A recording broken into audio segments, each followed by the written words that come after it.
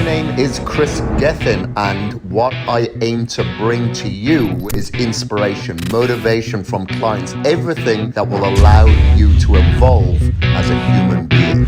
Hello, everybody. This is Kris Gethin. Welcome back to the Kris Gethin podcast. Now, we are not in the studio today. We're on location in Tijuana, Mexico. As some of you know, that I had been planning on coming here a long time ago, and that day has come. I am here at the CPI Institute to get stem cells. I did have an IV a second ago. Our beautiful videographer, Sunshine, is hooked up to IV as well. And Scott Nelson is hooked up to an IV here as well. Thank you very much for having us here, my friend. Thanks for having me, buddy. Appreciate it. So you are the owner of this facility. One of the owners. One of the owners of this facility. Now, I understand that you come from a very competitive background. I can see with your cauliflower ears that you do a little bit of jiu-jitsu and mixed martial arts.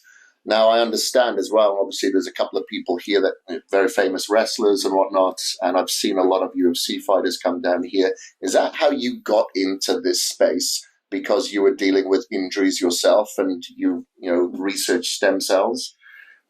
Sort of, but it's a roundabout story. So, actually right now we're in Chipsa Hospital, CPI. We actually have an outpatient facility over there on the beach that we would normally use, but because of kind of the crazy stuff with COVID and things and the restrictions, we brought everybody into one hospital. And I've always been interested in stem cells, like just about any athlete that gets beat up or gets hurt.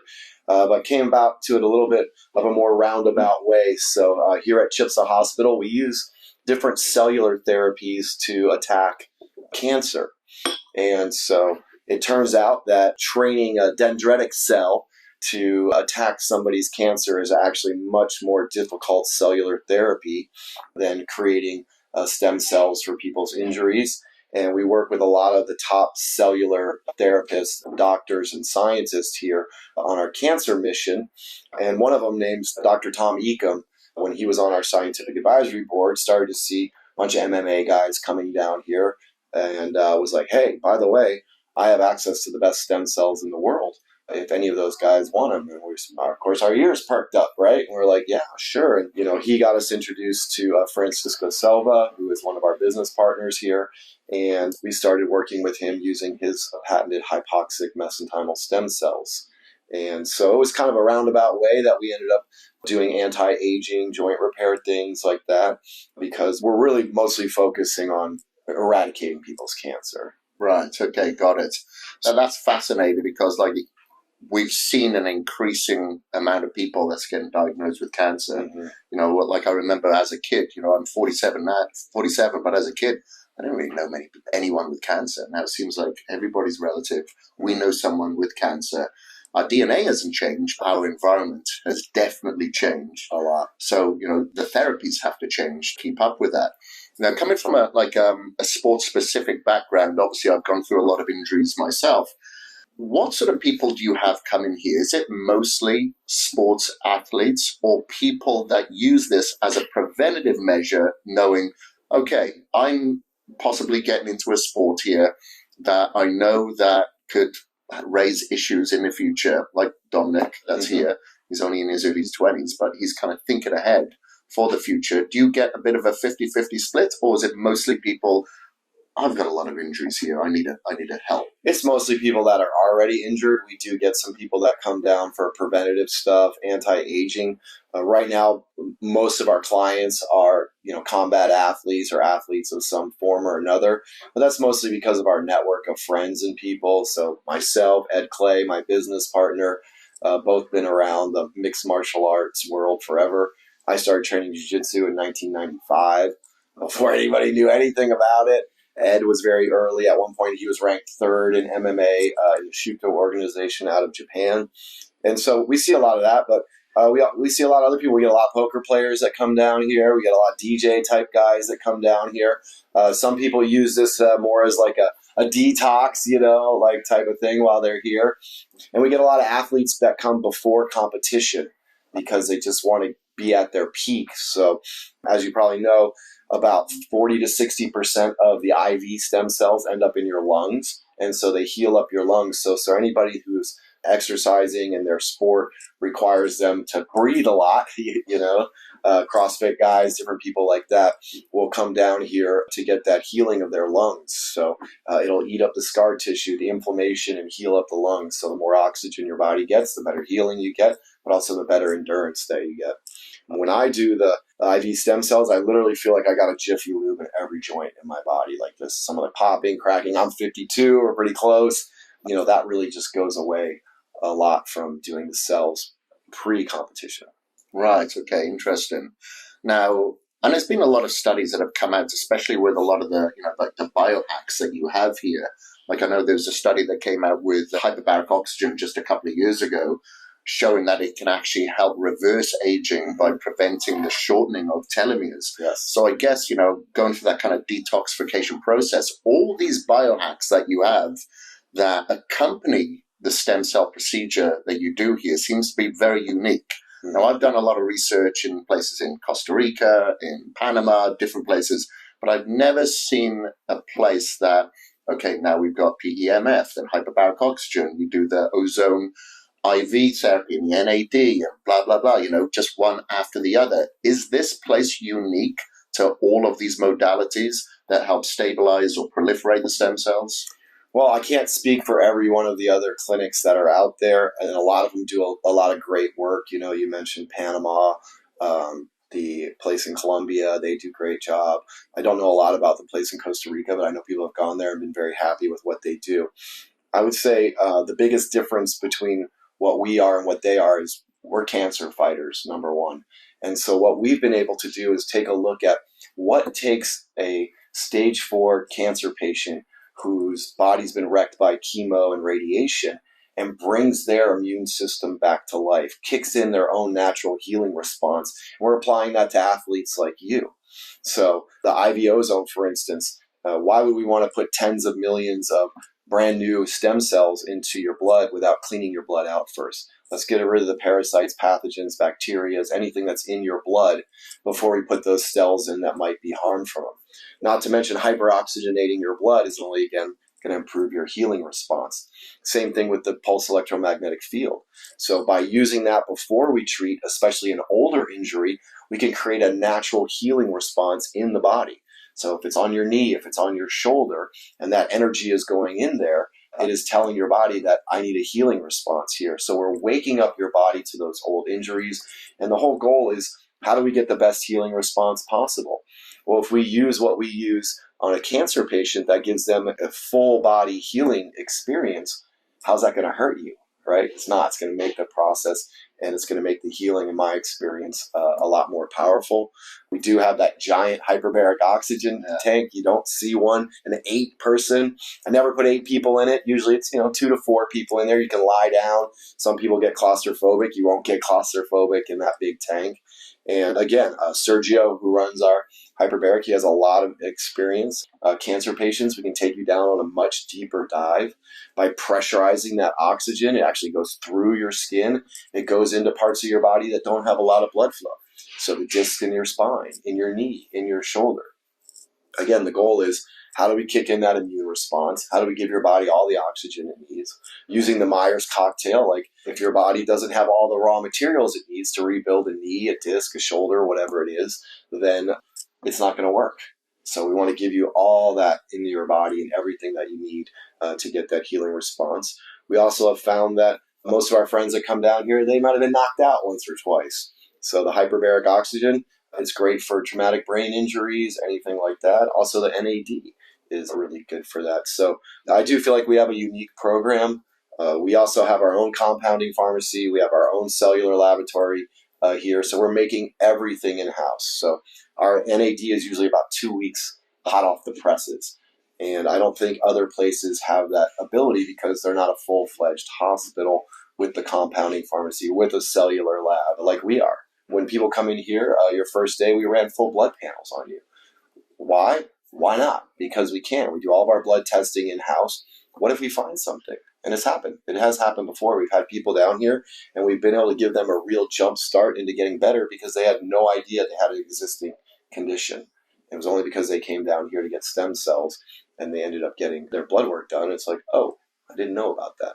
I think it's a great program. Are you enjoying yourself? Yeah, I think it's absolutely phenomenal. Like, I've been exposed to a lot of this in the past, through education. I love researching this sort of stuff. Like, at home, we don't have the commercial grade, but, we have the PEMF, the infrared sauna, hyperbaric oxygen, but that's in a soft shell. Like, that HBOT machine that you have here, I've never seen anything like it in my life.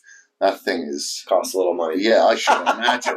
I was like, wow, that is phenomenal. I love it. Like, when I get out of there, man, I'm ready to fight anybody. Like, you know what I mean? Bring it on. I'm ready to fight the UFC champ. So the hospital was originally reopened to treat Ed's mom, and she had rheumatoid arthritis, and she was dying not from the disease, but dying from doing what's called failed standard of care, which meant they threw everything they possibly could at her. None of it worked. Actually made her sicker.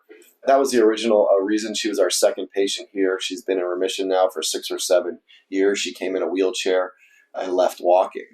And when we reopened the hospital, it was the original Gerson Hospital. Dr. Max Gerson, his daughter opened the hospital about 42 years ago. And so when we reopened the hospital, luckily enough, we were able to get a lot of the staff back. And at that time, I had opened it to treat people for ibogaine and for autoimmune.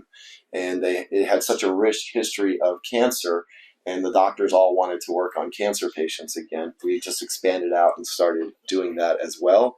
It ended up really becoming our primary focus. When somebody is given 0 options at home, we get patients from all over the world, and they still want to fight. We want to give them a shot to fight. We're all fighters, and we organize our hospital like a fight camp for the cancer patients. We have mental coaches, we have psychologists, and a lot like an MMA camp. If you're going to fight a karate guy, you better have the best karate guy you can get to train you and the best anti-karate guy to train you. So in the same boat, we have traditional oncologists and we have homeopaths. We have traditional MDs and we have naturopaths. We have a diet person here for them. And we work a lot on the mental game of the fight and really creating a whole team around each patient. Everything we do here is a little different than most hospitals that you go to. We really try to make it not feel like a hospital here, more like a hotel type experience. And the number one rule of thumb that we have for all of our doctors, all of our staff, is treat that patient how you would want your mother or father to be treated. So when in doubt, how would you treat your mom in this situation? And treat our patient exactly like that. And if that means breaking a rule or doing something that's not normal, then okay, it doesn't matter. If that was your mom, this is how you should treat that patient. Yeah, and we've definitely noticed the professionalism, the hospitality, just people being really kind and helpful. Like, I got to go to the dentist today. That was unexpected, but the nurse down there said, let me make some calls. I'll get you booked in. Right. So it's very, very kind. Very kind of them. I think that says also a lot of that is the Mexican culture here. The people here are very, very kind, very caring, very family-oriented, and they really get it. It's a unique place to work because it doesn't work for everybody, and we're working hard every day to make it better, but it doesn't take too many people that you see come in that we're told to go home and die or come in a wheelchair and just a few weeks or a month later leave walking with their life and their family back, and the ripple that causes with the people around them. So we're very proud of what we do, and our staff works really, really hard. That's awesome. And I did a lot of research some years ago on the Gerson therapy and read about the family history and everything. It just seems ironic that we're here. Like my father, he had cancer a few years ago. He recovered. I did a lot of research and really, coming across the Gerson therapy. And I remember researching to see where there were places within the UK and within the US, but obviously they couldn't practice there. And here we are. Yeah. So one of the questions that I get asked all the time, and I'd love to get your professional answer from various aspects, people say, but I can get stem cells in the US. Why on earth would you go to Mexico to get your stem cells? Sure. I'm sure you get that question as well. So could you answer the difference between the stem cells that people would get applied here and costs involved in comparison to the US? Sure. Well, I'm not a doctor, so I'll do my best on that. But America's behind the times in healthcare everywhere. If there's anything that COVID has showed us, it's how broken our medical system is. So Francisco says that we're 10 to 15 years ahead of what they could do in the United States right now. Basically, the stem cells that we are using, they come from the umbilical cord, and they're grown, incubated, and expanded in hypoxia which means that they don't need a lot of oxygen to live. And over what duration are they cultivated? Like, is it like a couple of days, a week? Oh, how long the actual process is? I think it's about a week, but honestly, I don't know. That's a lab person. That's what I've been told. It's like a week, but you have to do less than 24 hours in the US. Yeah. Some other things that we do is that Francisco has a process called cleaning the cell, which makes it more bioavailable. We're also using, one of the old styles would be the stem cells in the Wharton's jelly. And all of those stem cells are good. They work. I've done them. It's just an older technology. The problem with that is that the stem cells that you're getting, you're not just getting the stem cells, you're getting whatever else is sucked out with it. And no two of those stem cells are the same inside that injection you're getting. Whereas the injections here, Francisco has so much experience and done so many different trials and different things, is that he has different lines of stem cells. And those lines of stem cells have been tested over and over. So they've done like over 1,000 backs. And he knows this particular stem cells have shown the best results in discs over time. And so we have different lines that we use. There'd be a different one if we're doing something for a different organ or something. Francisco is one of the few people in the world who can actually grow the stem cells for the heart, where you look at them underneath a microscope and you can actually see them. And like I said before, our real mission is eradicating cancer for people and to expand a cell out that is trained to attack a specific tumor in somebody's body is a much more difficult thing. Down here also we're able to use the lysate, which does a couple things. One, it holds it into the joint. It actually turns them into a jelly. So we have a limited amount of time to get them out of the syringe and into your elbow, shoulder, knee, whatever you're doing, before it gets too thick, and that holds it in place. As you can imagine, your joints, they don't like a lot of fluid in them. So the old style where they're much more fluid in a saline solution, as soon as it goes in there, your body is immediately trying to push it out. If the stem cells aren't hypoxic, there's not a lot of blood in your joints, especially not in a disc, so they die quicker. The lysate is also very thick for discs, so it pushes to the outside wall of the disc, and it thickens and strengthens the wall of the disc. And then the growth factors. Growth factors is like a fertilizer that is helping the cells turn into the type of cells that we want them to become. So there's some famous cases. A woman got plastic surgery and got stem cells put under her eye, and instead of turning into what she needed it to, it turned into bone. She had like a unicorn bone. There's another guy who got him in his knee. Instead of turning into cartilage and what we needed, it turned into fat cells. So he had to have even more damage done to his knee to get his knee scoped out. So those stem cells that you can get in the US, they're good. They're just an older technology. And what we can do down here in Mexico, we have special licensing for our lab. We have special licensing because we are a cancer research hospital that allows us to do things that people can't do in other places. Yeah, like speaking to Ray earlier as well. He'd had stem cells in Costa Rica, and he said, like, when he had the stem cells injected into his knees, into his shoulders, they weren't using like an ultrasound.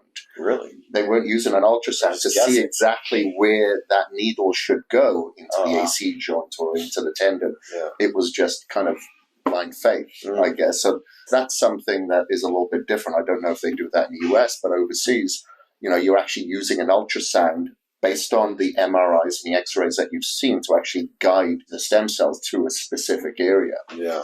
And when it comes to these stem cells as well, can you administer like more of an efficacious dosage here in comparison to, say, the US? Yes. Well, just one, being able to get that many cells, right? So stem cells that come from the US, you can only get so many cells out of the Wharton's jelly, and there's only so much you can put into a shoulder or to a joint. And again, you're getting an estimation of how many cells they are. When we expand the cells out here, we know exactly how many cells are in there. We actually overfill just in case there's a little bit of die-off or anything that's in there.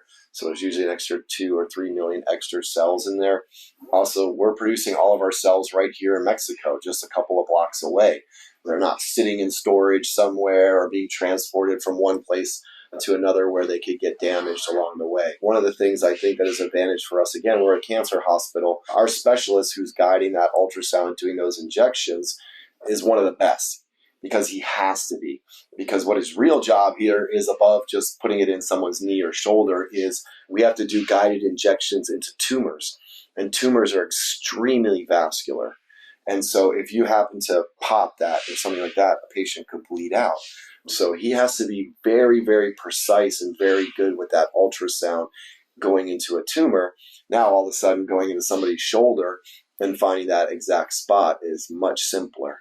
So he's very, very experienced in what he does. And like you were saying, Ray had said, most of the people that have come down here have commented if they've gone somewhere else, they felt like there was a lot more time and care given to the placement. And I believe that it's, one, we really care, but also the experience of doing it for cancer versus an athlete. It's just, we have to be at a little higher level than somebody who's just doing, orthopedic joints. Yeah.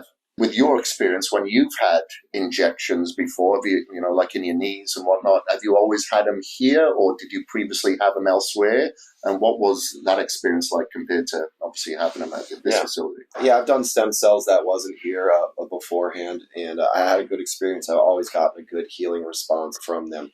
I think one of the reasons why people get a better response here, and some people get a lot more inflammation and a lot more painful, could be stiffer. Every person is different. And honestly, that's not necessarily bad, because we do want the body. So when we're putting the stem cells into a joint, we're kind of fooling the body into thinking you had a major injury because you're having that swelling and that fluid in there. And that, again, tells your body healing response, immune system kick in, go heal in that area. I do think that, like you were talking about the other place, that maybe they didn't use it, or some places that do use ultrasound, they might not have as high a level doctor doing it. So we have to be a cut above. We have to be better. So because we are a cancer hospital, because putting immunotherapies directly into tumors, we have to be so much more specific than, say, putting some stem cells in your shoulder. Because of that, the first time I had my knee done with these type of stem cells here, we just had an orthopedic surgery do it. It was a little bit painful. I wasn't really happy with her. That's why she's not back. You have to have such a delicate hand to maneuver this tiny needle through a tumor that now it comes time to do somebody's neck, back, shoulder, or knee. Every day you're working with that type of a skill. You're not going to just throw that away and forget about it. Oh, this is just a shoulder. Now I can be a little careless or a little rougher. Cancer patients are usually in a lot of pain, so we need to take care to create as little pain for them as possible. We try to use as little painkillers here as possible and anti-inflammatories. And, they're available if somebody needs them, but we really want people to have the best experience possible. Yeah, you kind of want that inflammatory response for the stem cells to go and hone in on. Now, which is why you got to get on the PEMF after you do your stem cells. Right. As well. Yeah. And what is the reason behind that? What does a PEMF do? So pulse electromagnetic field, it shoots a pulse of energy into the body, into the cells, and it does two things. It puts energy into the mitochondria of the cell, which is like the motor of the cell, so it's bringing dying cells back to life. But it's also vibrating the cells at the same frequency your body naturally does when your cells are replicating. So that cell replication is almost like creating a new stem cell, right? You're creating your own stem cell.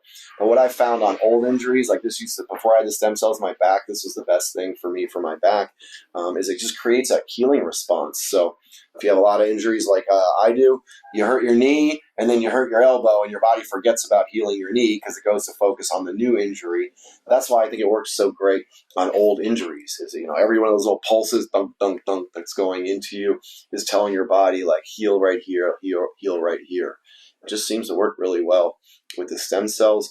Our cancer patients love that machine because, again, they're in a lot of pain and they can go take, an 8-9 pain down to a 3 in 20 minutes with no drugs whatsoever. It's also very good for nerve damage. I had a lot of nerve damage when I broke my back, and a lot of people that come down here have sciatica problems, different nerve problems, a lot of numbness from neck injuries. That puts energy down the nerve, and it's what I've been told is called straightens the nerve. So it forces the energy down the nerve, which corrects the energy flow in the nerves, which takes away the nerve pain. We absolutely love the PEMF. That's great. Like, we don't have something at home much like what you have here in the clinic. We've got a home mat device, but it's absolutely phenomenal. I've used that through several injuries. Mm-hmm. Sunshine uses it for sleep mostly, don't you? It's good for that too. I know the answer to this, but maybe you can share a little bit more. If you're getting stem cells in the US, for instance, I know there's various forms. You're not going to get the efficacy that you're going to get here. Some people do bone marrow extraction and get their stem cells put in that way. Do you know the price comparison what the US charges, let's say mine cost $20,000, what I would be paying in the US for the similar thing. Right now, legally, you can't use the type of stem cells that we have, the expanded stem cells. And stem cell pricing is actually all over the place in the United States. I was recently told about a guy that allegedly does stem cells for $1,500 in Vegas. And I'm just thinking to myself, like, what are you going to get for $1,500? Like, do you really think you're going to get the best bang for your buck? When you start, what I know is you start trying to compare like the number of places. So myself, most of my friends are people that are beat up. There's a lot of places that charge per injection site. And so, like, if I try to do that, how many sites did you get injected? I got 3, but there was several points of injection within some of those places. So, for instance, in my shoulder, AC joint and supraspinatus. So there were several. And then I had my face and hairline. Right. If you had 3 different joints, I've heard of places that charge an extra $1,500 to $2,500 just to access those areas. So again, a lot of my friends are MMA, jiu-jitsu, Muay Thai fighter people. If I'm going to charge them an extra $7,500 just because my doctor is moving from one spot to another, like, it just doesn't make sense. So we don't charge any extra. Only if I have to bring in a specialist for a spine, a neck, for interthecal, anything like that. That included with the volume of cells, like the number of cells that we can get, it seems like to go to a reputable place in the United States, you're looking at minimum double, sometimes triple what you're going to pay down here. Yeah, that's exactly what I was quoted. Yeah. So it's over double. And obviously, like you said, it's comparing apples with oranges. There's different types of stem cells as well. And the way that I see a lot of those stem cells that you mentioned before, you have stem cells specifically for injuries, stem cells specifically for tumors or whatever. It's kind of like peptides, where you have these sequences of amino acids that are specific for that target response that you're trying to obtain. Yeah, I guess it's along the same sort of way. Now, what is the downtime? Obviously, like, I'm an athletic person. I like to do a lot of running. I'll do Ironman triathlon. I do ultra marathon. I also weight train a lot. I'm like a bit of a hybrid athlete. Now, what would be the downtime of me after the stem cell procedure to get back into 100% training? And how does that look like? Is it something that you scale with the intensity over a certain period of time? Well, I'm not the boss of you. So you could technically, we didn't change anything structurally or damage anything structurally. So technically you could go back and start training right away, which frequently a lot of the athletes that come down here do. I suggest taking at least 30 days off. If you talk to the doctors, they'll probably tell you to take 90 days off, because that's the type of stem cells that we have shown to continue to have a healing response for up to 90 days. That said, I don't practice what I preach. So after I got my back done, within about 45 days, I was feeling so good. I mean, if you would have seen me before I got my back done, my nickname was Old Man Walking. I couldn't walk down more than one stair at a time. I had sciatic nerve pain almost every day of my life, at least 5 out of 7 days a week. And the things that I could do in my life were really gone, and I felt so good. I jumped on an electric skateboard and started ripping around the neighborhood. Ed, my business partner, he was like, "You need to calm down," but I ended up crashing, tore grade 2 meniscus tear, half my PCL. But I fell flat on my butt so bad. I had 2 big bruises on my butt and road rash on my butt. And I thought, for sure, I'm going to wake up the next day, I'm not going to be able to walk, because I would have days where if I hurt myself, if I lifted anything too heavy, the next day that the sciatic pain down my leg would cause cramping in my calf and force my toes to point. And it would take me a long time to straighten my foot back up. Woke up the next day, no back pain, no nerve pain, nothing. So people are like, "Oh, you worried about your knee?" I'm like, I don't give a crap about my knee. I don't care how bad my knee hurts. It's nothing like back pain. So I tell people, give it a good month. Make sure you don't drink alcohol. That's especially bad, but people need to feel it out. We had Rafael Lovato Jr., Bellator champion, super famous American jiu-jitsu guy. He said in 7 days, man, he felt better than he'd felt in years. And jumped right back on the mat training. Within a month, he had won the Masters division of the World Championships at black belt. Again, so athletes, I notice, they know their bodies better. They seem to react a lot better and feel better quicker than people that kind of come down here. Maybe they're professional. We had a lot of professional poker players and people that like the NID for the focus. They don't seem to feel the effects as quickly. And it's different from everybody. I had a former professional rugby player come down here. I mean, we injected like everything on this guy. I was telling him, hey, man, we should break this into 2 trips. He's like, nope. Ankles, knees, elbows, shoulders, everything all in one trip.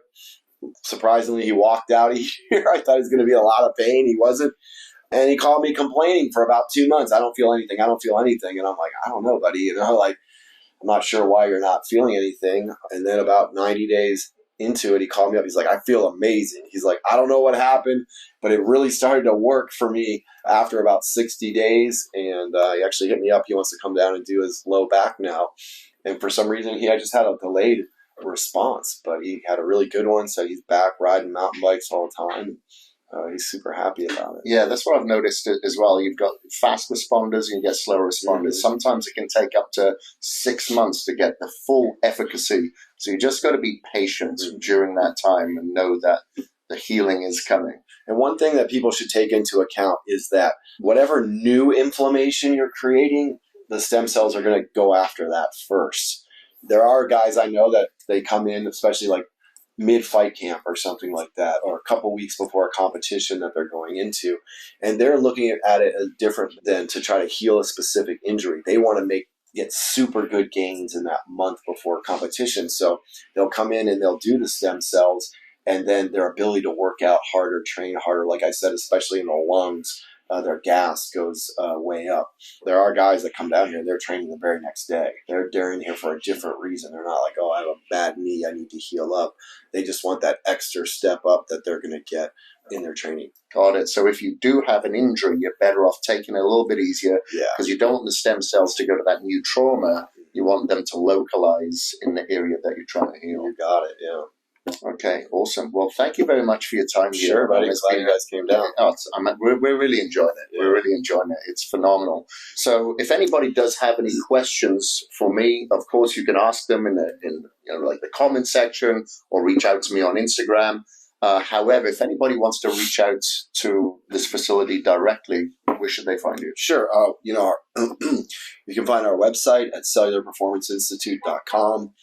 We're CPI Stem Cells on Instagram or Facebook. If people want to send me a DM myself, I'm happy to answer any questions for people. I'm at Scotty OTM, which is on the mat. So SCOTTY OTM on the mat, which is my old martial arts company. And just, hit us up. We're happy to answer questions. We offer a free doctor call for anybody who's interested. And just trying to help and support as many people as we can. Awesome. Thank you very much. And of course, we'll put the Instagram and links in the show notes there, so be sure to check them out. But thank you ever so much from myself and Mr. Scott Nelson. Really, really appreciate you. And we are out until next week. Thank you ever so much for listening. My name is Kris Gethin, and I am out.